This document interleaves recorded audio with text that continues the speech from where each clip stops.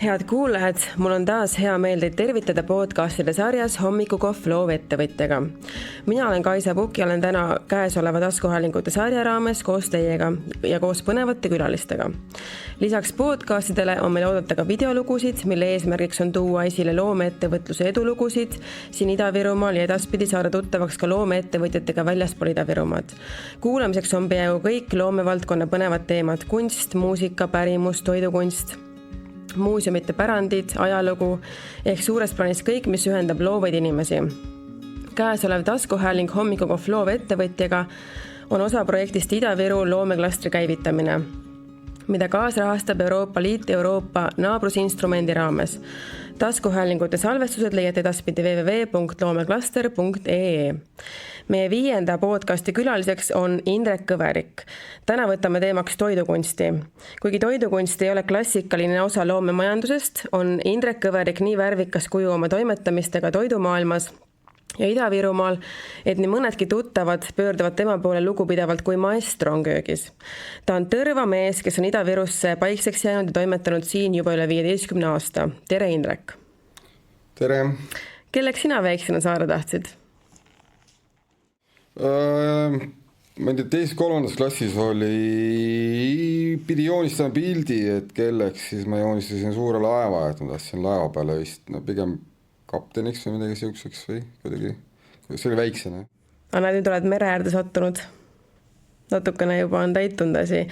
Aga kas sulle tundub, et see toiduarmastus on geneetiline? Et kuidas teie peres sellega lood olid, et ema, isa ja vanaemad ja vanaisad ja...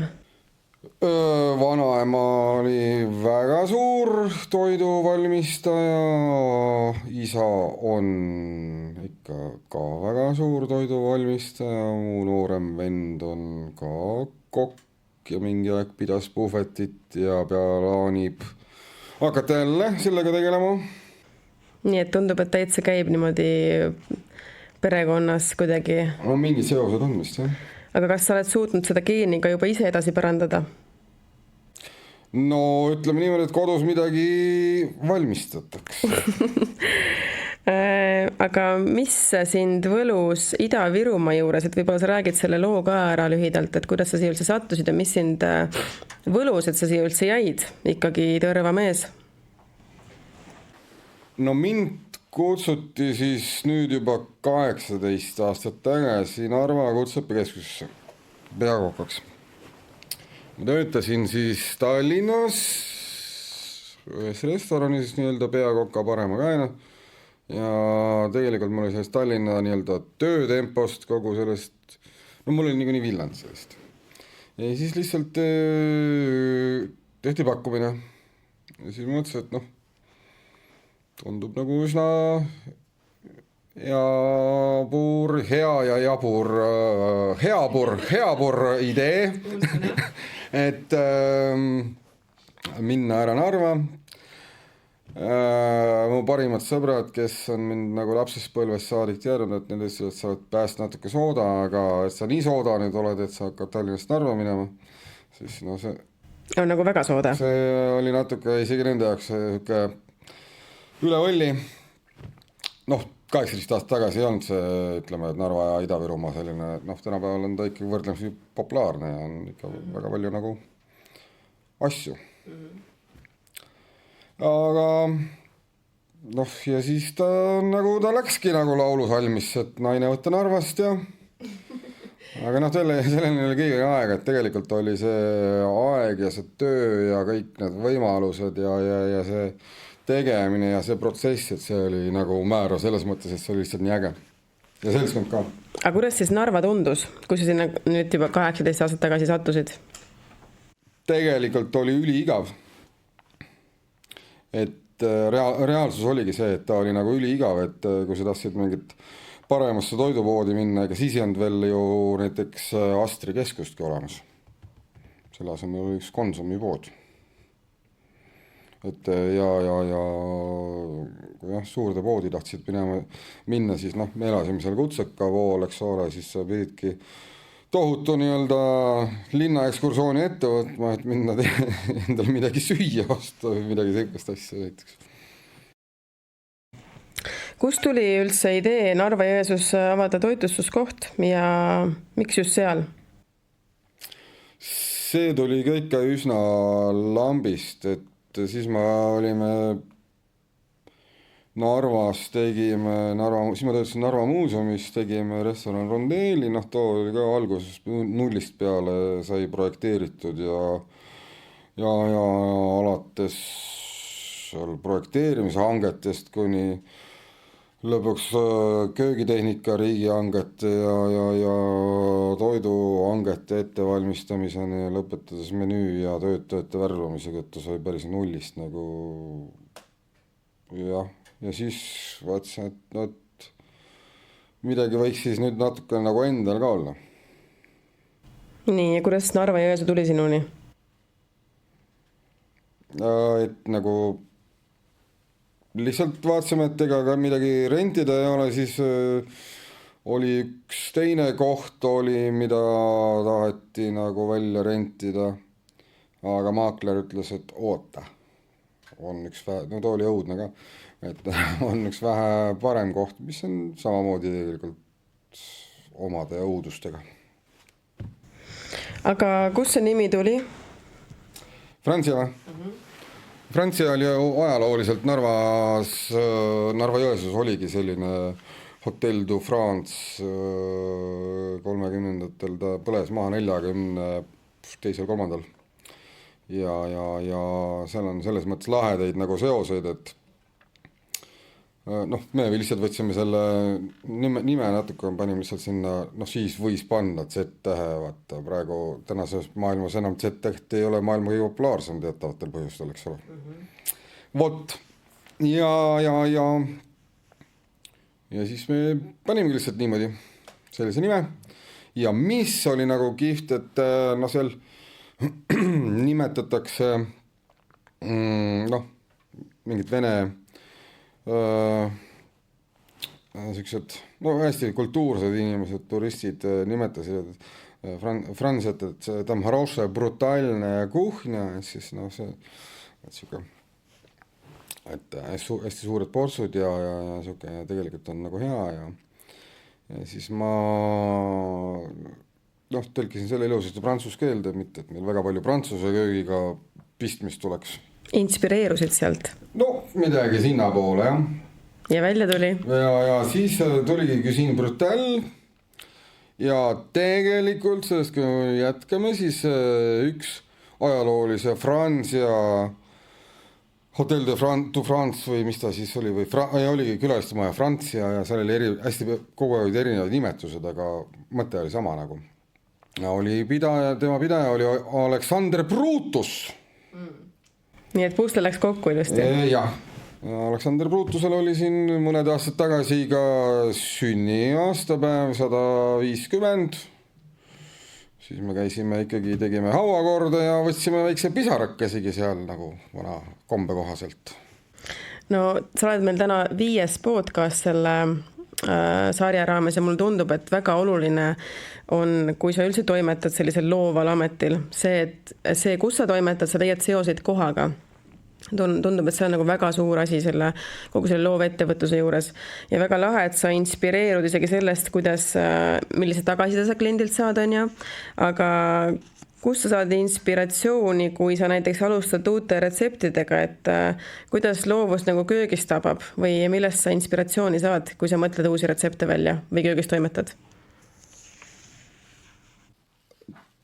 Hästi tore on, et toimib selline vanasõna nagu, et häda ajab härja kaema, et kui midagi nagu ei jätku või on puudu või siis sul ei ole aega või siis midagi on nagu halvasti või siis mingi asi ajab närvimine ajamine, see on siuke härjale punase rätiku näitamine, siis see on see, et nüüd tuleb teha.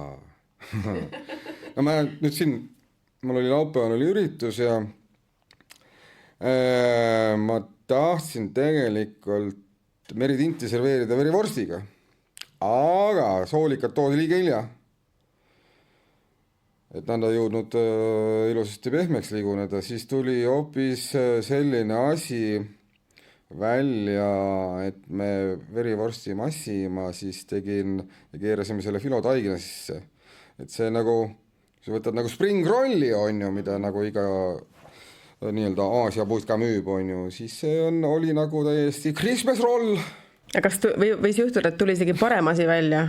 Ta võis mingil määral, krõvedust tuli rohkem näiteks. Mida Katri Raik väga hästi reklaamis seda juba sotsiaalmeedias, nii et lugesime ja tekitas väga suurt isu, peab tulema proovima. Jah, seda praegu nüüd konstantselt menüüs veel ei ole, et see liiga värske leiutis. Peab küsima siis Koka käest. Ajakiri Oma maitse on kirjutanud sinu kohta, et sa tegutsed pidevalt ekstreemse normaalse piirimail. Et kas sa tunned, et kui sa kokkad, siis nii võib öelda sinu kohta?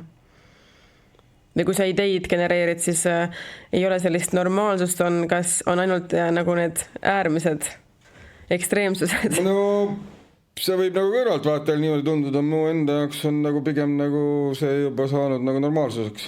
Et ekstreemsus on tavaline? No see, mis sinu jaoks on ekstreemne, see on minu jaoks vaata normaalne äkki, või umbes niipidi. Aga sa käid ka ise seenel ja käid ise Prantsusmaal veine toomas. Miks on sulle oluline, ma tean ainult muidugi paar näidet on ja, et miks on oluline sulle seda ise teha? Et kas see on mõnus rituaal või? Emotsioon.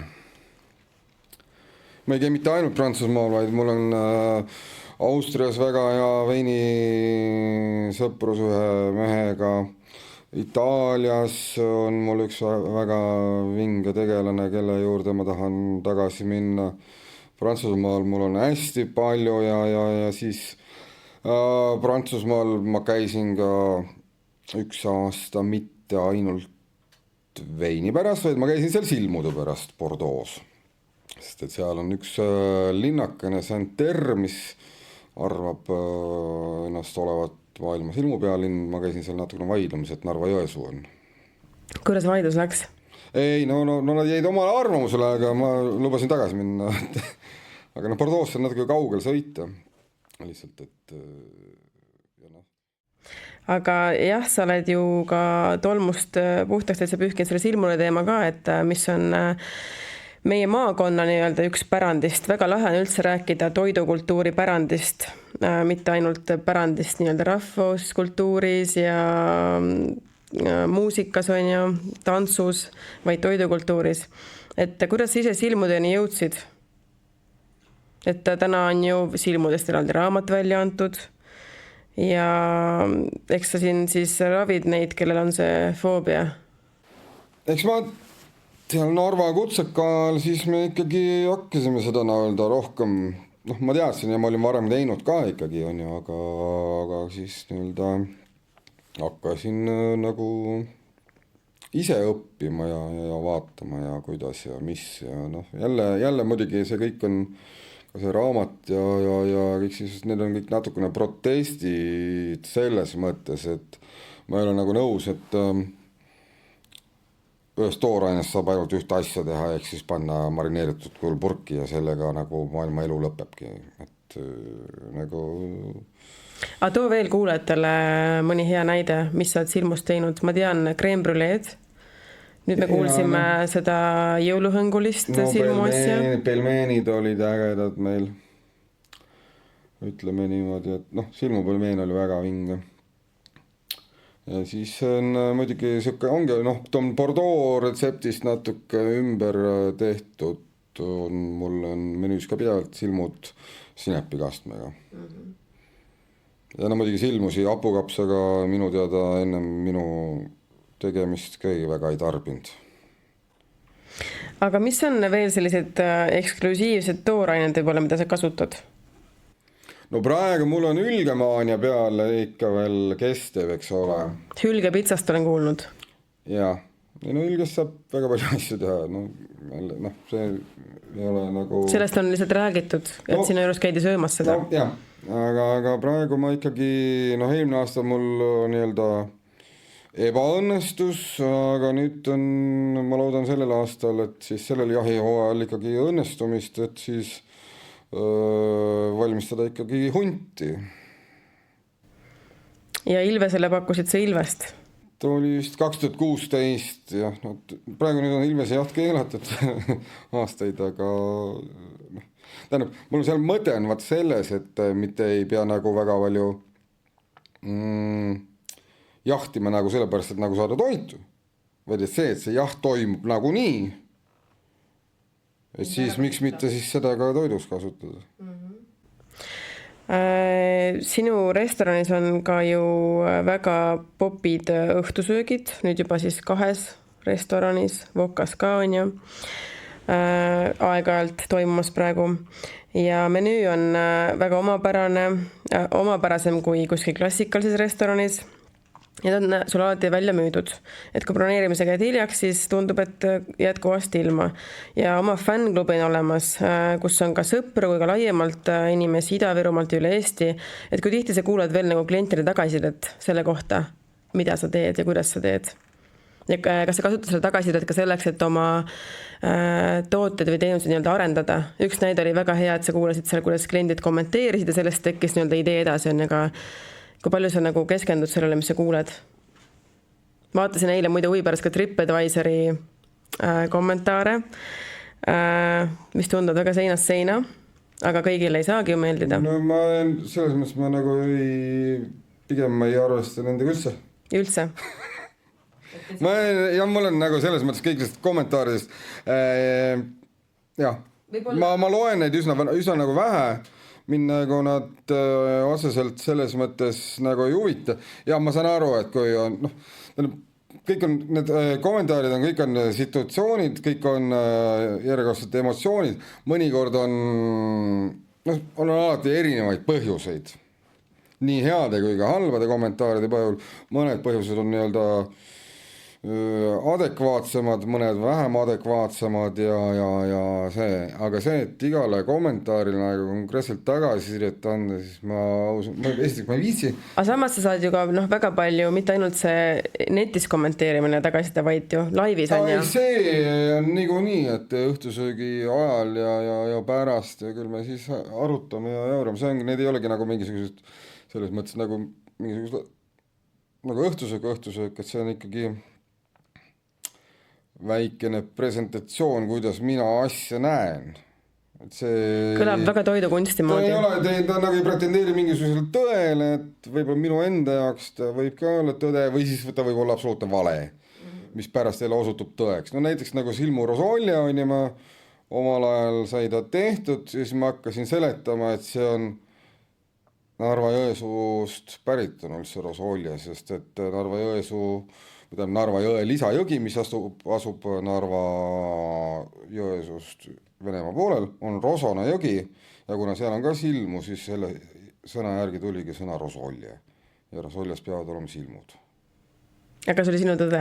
No ongi jah, et ütleme, see juba nii suur vale, et ma ise usun ka seda ja päris paljud peale mind ka, et ma seda tõde ma ei viitsi nagu otsida, et ma arvan, et ka näiteks maitse kombinatsioonid või mis kõrvale mingi veini ma sobitan või mingi siuksed asjad.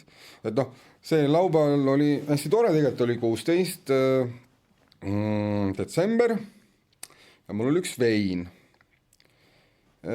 mille peale oli kirjutatud 1465.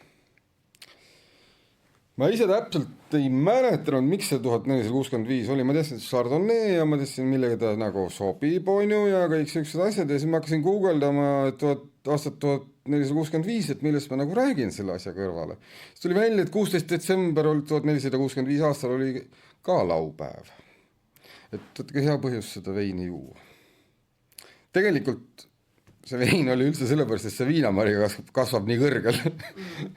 Meetrites oli tegelikult see mõõde, aga jälle saab natuke. Muide, kui palju see üldse nagu juhtub niimoodi, et sa hakkad tekitama toidu mõte tekib mingi joogi ümber või pigem on vastupidi, et tuleb toit ennem, siis tuleb jook juurde? On mõnikord nii ka, et võtadki selle veini kätte ja mõtled, et mis siia sobiks? Ma ei ole nii suur veini ekspert. Või mõni teine jook?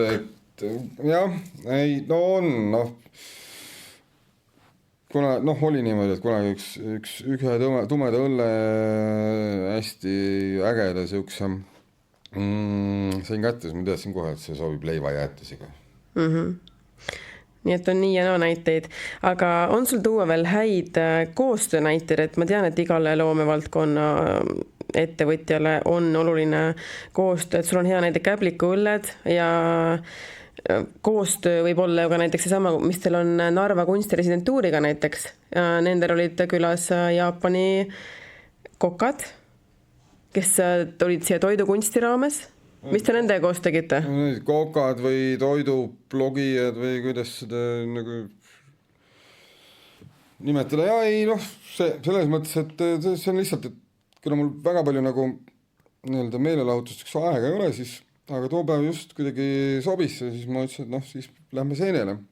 Nad olid varem käinud Narvas kellegi seenel, aga siis kuna keegi nagu kohalikke seeni ei tundnud, siis nad käisid nagu telefonidega, mis on nagu minu arust väga suur riskibusiness, aga mina olen siuke paar 30 söödavat seent ma korjan ikka, et ma teeks seda nüüd vähe, seda ei ole, aga kindlasti mitte, ma olen siuke keskmine seeneline. Ja siis pärast tegime silmu ja siis seal veel paar erinevat toitu, et eesmärk oligi minna siis metsa, neid korjata koos kokata. Ja selles mõttes ja ka natukene üles sõime kõrvale ja seal oli ka eesmärk selles, et mina tahtsin näidata, et ühte ägedat metsa. Sest mets on väga tähtis. Mets on väga tähtis. Aga ma saan aru, et erinevad koostööd ikkagi on olulised. Värskendavad, tekitavad uusi ideid, uusi kontakte.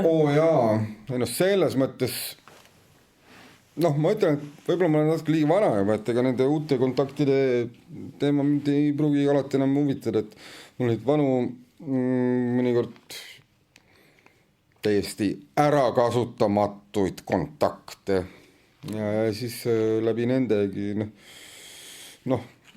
ütleme, võtame mu ihutätoveerija, siis tema joonistab mulle, kuna ma ise nagu olen joonistamise mõttes nagu väga õudne, siis tema joonistab mulle vahepeal väga ägedaid asju valmis. Tuleb usaldada neid, kellel on antud vastavad anded, on ju? Jah.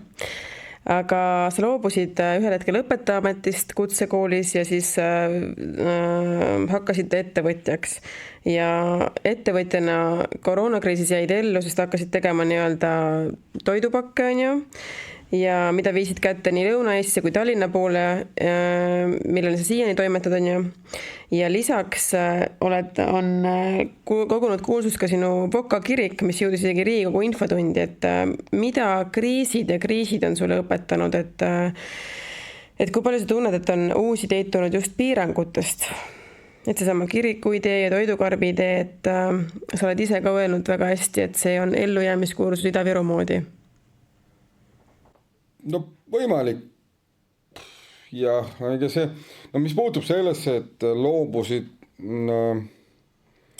õpetaja sellest, ma arvan, et jääme nagu elu lõpuni õpetajateks, et see ei ole nagu sellest ei saa nagu loobuda. Ja õpilasteks ka.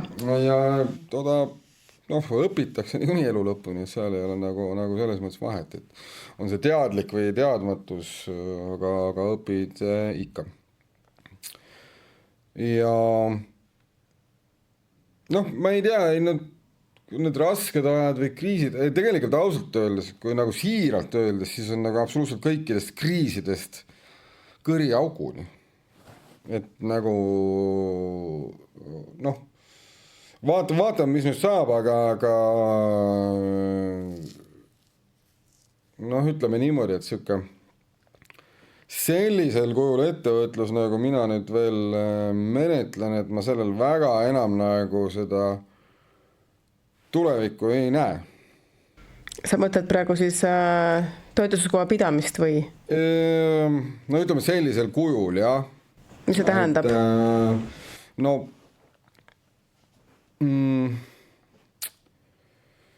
Ütleme nii, et sul on siuke, ütleme, et võrdlemisi väikene koht, kus sul on ka mõned töötajad, siis selle pidamine siin lähimas tulevikus muutub mõttetuks. Alustame palgamaksu ja hindade surves, siis sellel asjal lihtsalt ei ole pointsi.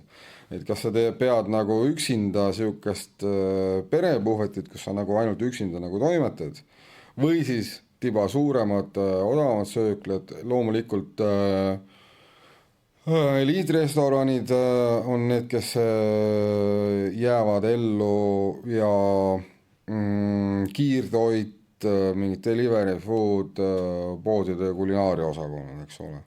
Aga sellised, ma arvan, 3-4 töötajaga väiksed toetusteetavad, nendel on, pinge on lihtsalt suur, kui kõik asjad kogu aeg tõusevad, hinnad on, aga samas need tarbijate palgad ei jõua väga järgi ja tarbimine on üleüldiselt. Ega palgad ja sinu enda palgad ja kõik muud maksud ka, et ega sa kaob lihtsalt ühel hetkel see mõte ära. Et see on tulevik ja vaatame, mis see siis toob, et kuhu see viib või kuidas arengud hakkab toimuma. Praegu me oleme selles möllus sees, et eks paistab. Eks aeg annab arutust, aga kas sa kodus teed ka ise süüa või kuidas teil kodus on sellega? No kuna mind on kodus nagu vähem, siis mul teeb tavaliselt naine kodus ikka süüa, aga on juhuseid, ütleme, et kui ikka mingi sünnipäev on, siis ma üritan, kas on laste sünnipäev või on naise või mu endaga sünnipäev, et siis ma ikka üritan teha või siis jõulud ja aastavahetuse kodune pidu, et sinu viimane projekt oli, võib-olla ma eksin, suurem kodurestoran, sul on koduhoovis Sarvedega maja, kus sa pakud siis teenust läbi aasta, aga mitte pidevalt avatuna, et kuidas see kõik üldse alguse sai ja kuhu sa sellega soovid jõuda?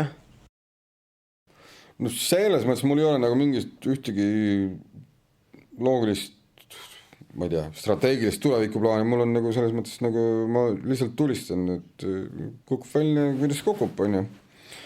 Ja ta ei ole kuidagi pidi nagu, jah, ta on pigem nagu suletud.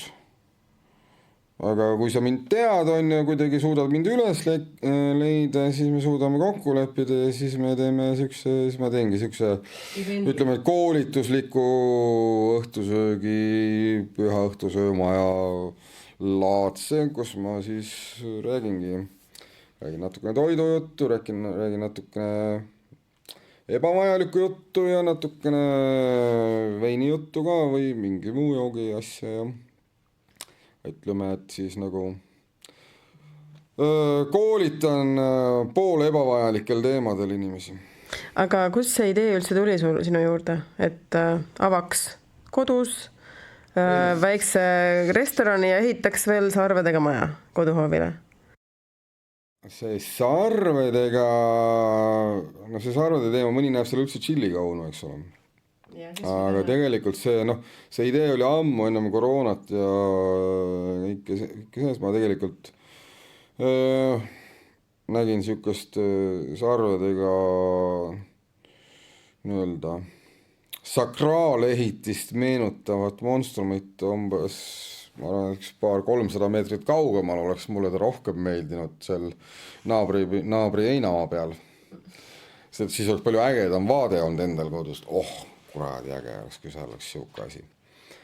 Aga siis ma hakkasin mõtlema edasi, et võib-olla isegi see oleks saanud kellegi nii-öelda nagu nõusse, et oleks lastud püsti panna see nii-öelda enda maa peale. Aga siis ma hakkasin mõtlema, et sinna oleks jube ebamugav käia.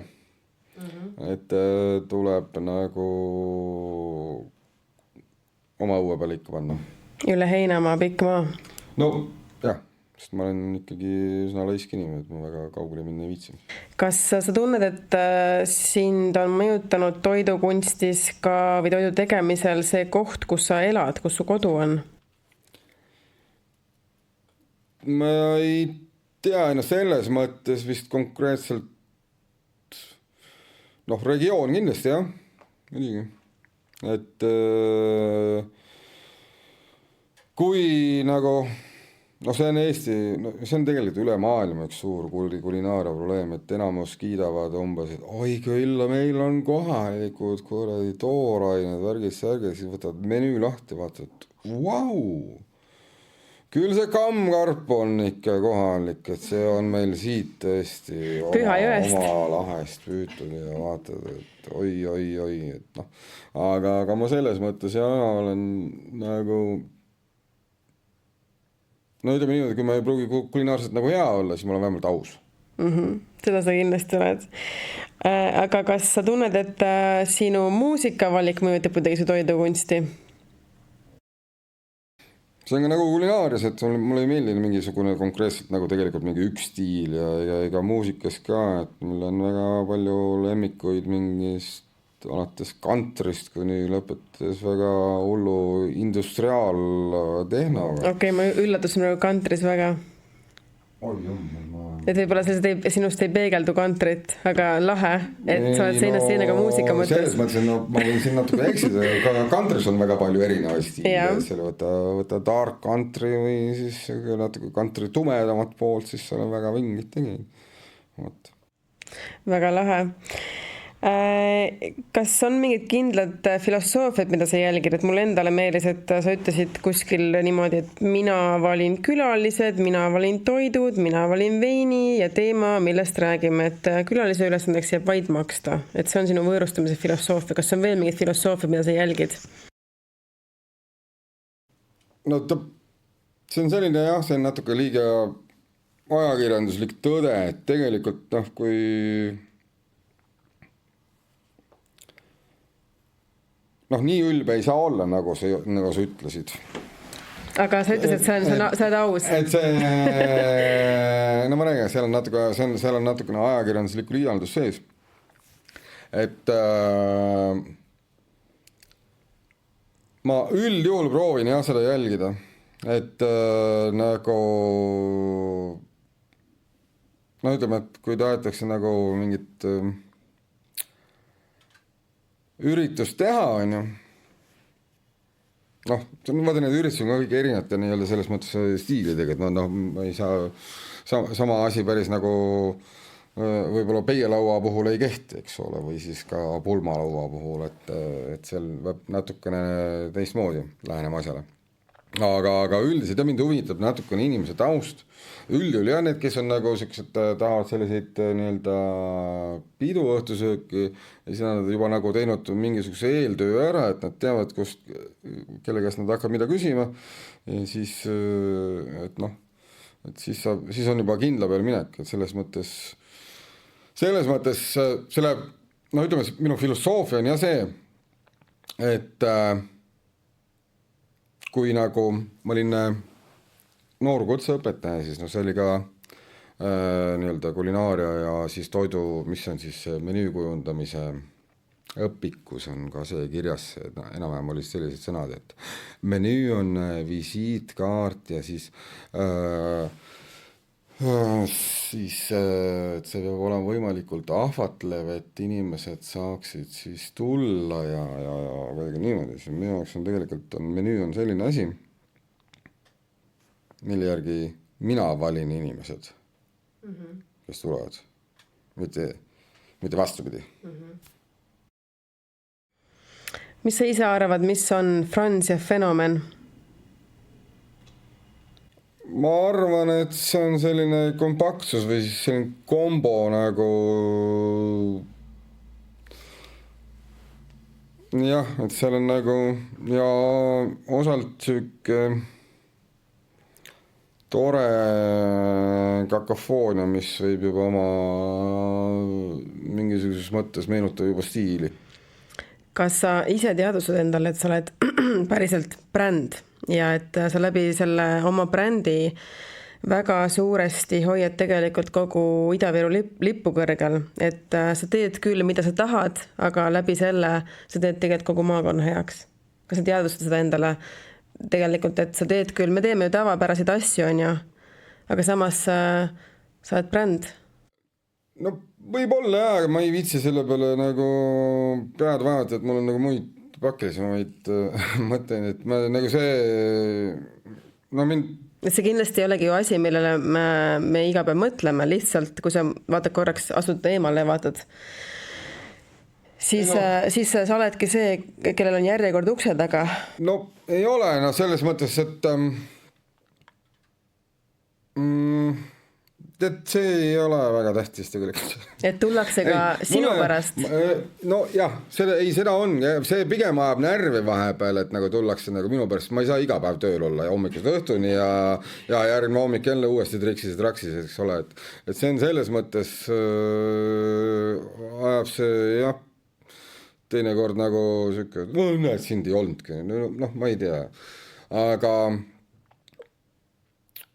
no mulle meeldib jah lihtsalt niimoodi pigem nagu tulistada, et nagu teha asju üle ära mõtlemata, et kas see on nagu, aga samas on vaata, kui sa mingi asja nagu oled nagu hästi ära teinud, see võib olla mingi 20 inimese üritus ka ja siis tunned, et kurat, täna nüüd tuli väga hästi välja endal, et kui nagu endal tuleb see tunne, et peale, siis on nagu hea, see mis nagu ühtepidi on muidugi see, et sa ütled, et närv jääb, et noh, et kommenteerid, et kurat, ei olnudki Indrekutele tööl, aga samas mõtled, et mõtle kui lahe, et nad tegelikult tahavad sind näha seal, nad tulevad sinu pärast ka ja toidu pärast. Ei no selles mõttes jah, et ma olen nagu, saan aru, et ma olen nagu noh, klaun on ikka hea tsirkus. Celebrity lifestyle.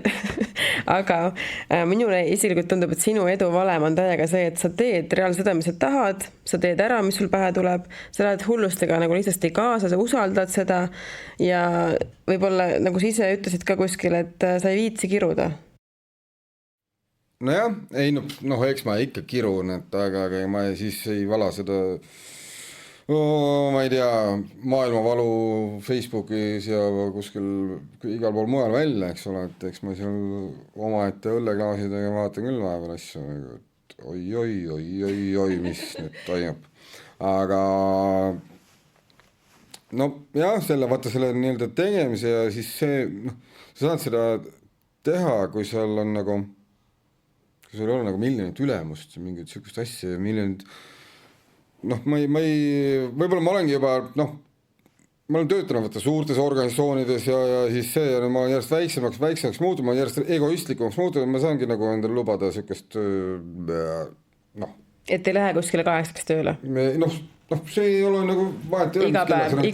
Jaa, aga vaata, kui sul on nagu, noh, mingisugune müügidirektor kuskil, siis on mingisugune PR-direktor veel lisaks, siis on nagu päris direktor, siis on finantsdirektor ja siis sa pead kõikidele meeldima, sest et üks tahab sind nagu müüa, teine tahab sinu käest nagu, et sa nagu teeniks on ja siis see ise üksinda teed on ja siis sa näed oma ebaõnnestumisi nagu lihtsalt täna on nii ja siis ongi nii palju lihtsam. See ongi ju see ettevõtja, väike ettevõtja võlu ja valu, et kuskil oli selline ütlus, et ma ei tahtnud enam töötada 8-5 olla palgatöötaja, ma hakkasin ettevõtjaks, nüüd ma töötan 24/7, aga vähemalt me teeme seda, mis meile meeldib ja mulle meeldib see ka, et väga tihti see väike ettevõtja avastabki, et ta on all in one, sa oledki see PR ja müük ja kõik kokku on ja sa pead ise sellega hakkama saama.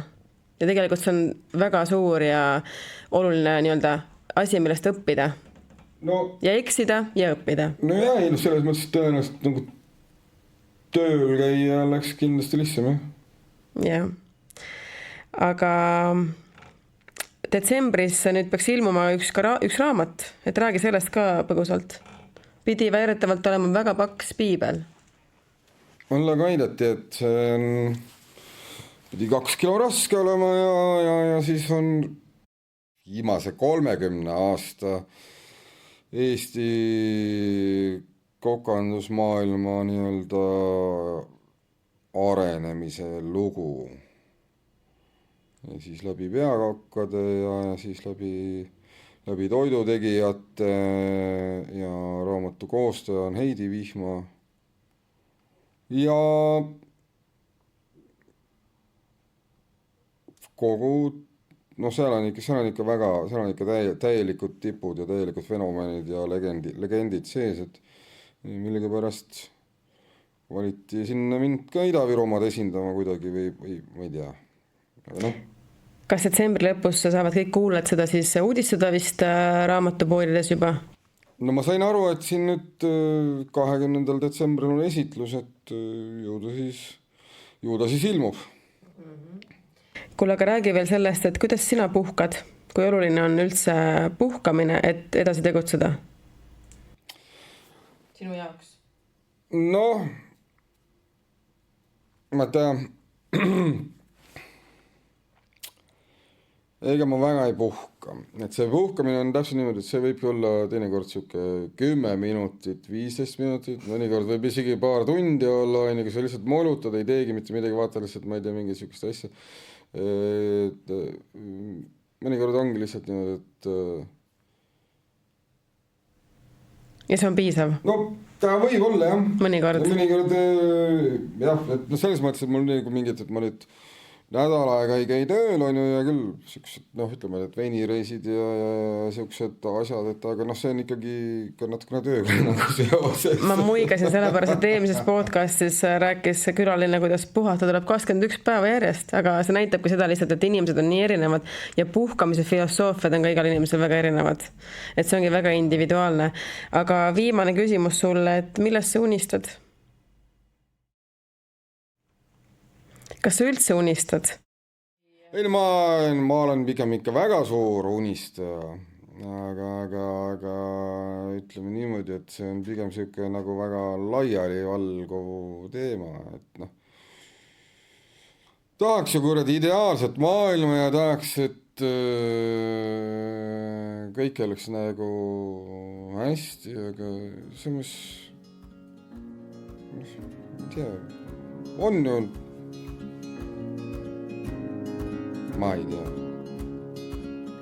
Igal juhul me hoiame su unistustele pöialt ja varbaid ja kõike, sest et kui sul need tulevad, siis me tean, et on sul ägedad. Ja suur tänu sulle selle eest, et sa ikkagi osadel ravid väga edukalt seda silmufoobiat, teistele pakud meeletuid elamusi. Oled väga avastamist väärt, kiitmist väärt, sest päriselt julged eristuda. Ja mul oli sinuga väga tore vestlus. Aitäh sulle. Ja head kuulajad, suur tänu ka teile, et võtsite aja ja olla koos meiega. Juba õige pea kohtume juba viimases podcastis. Mõnusat päeva või õhtu jätku. Aitäh teile.